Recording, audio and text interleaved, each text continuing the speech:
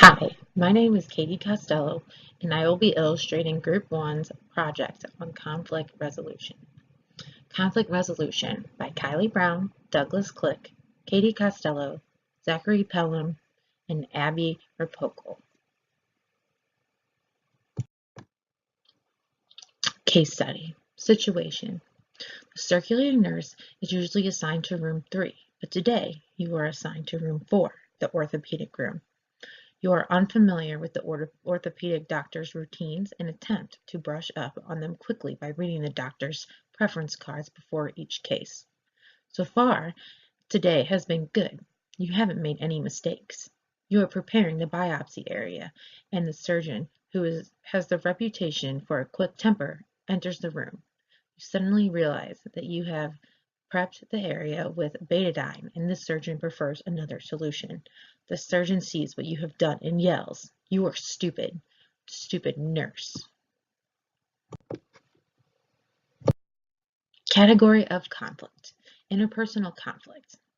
The category of conflict that was described in the previous slide was interpersonal conflict.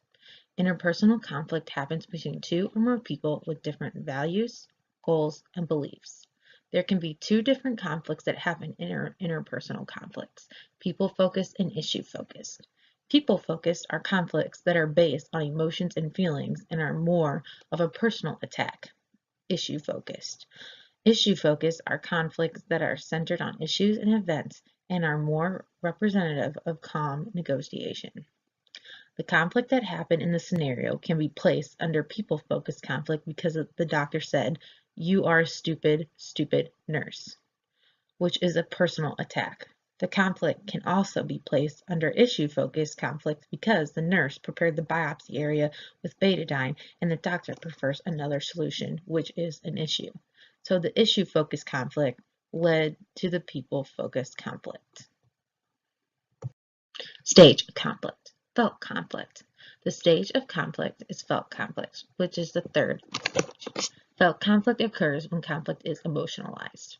Felt emotions include hostility, fear, mistrust, and anger. The stage of conflict is felt conflict because there was emotion in the scenario. For example, when the doctor said, "You are a stupid, stupid nurse," this emotion was hostile. Managerial interventions in conflict.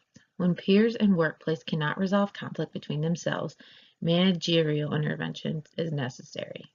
Before a manager attempts to intervene here, she must identify which stage of the conflict process the current conflict has reached.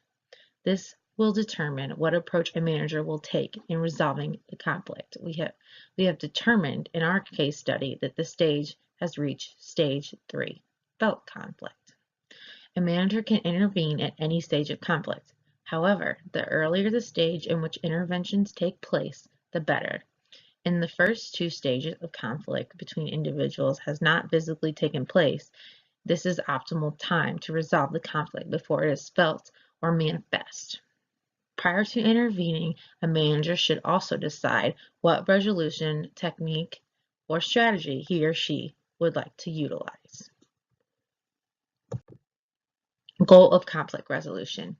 The text states that the optimal goal in resolving conflict is creating a win-win solution for all involved.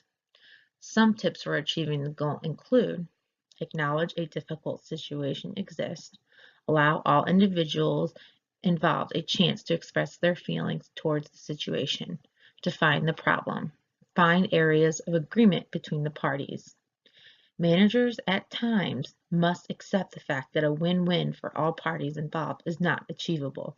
In such a circumstance, a manager must attempt to resolve the conflict in a manner that minimizes the differences between parties.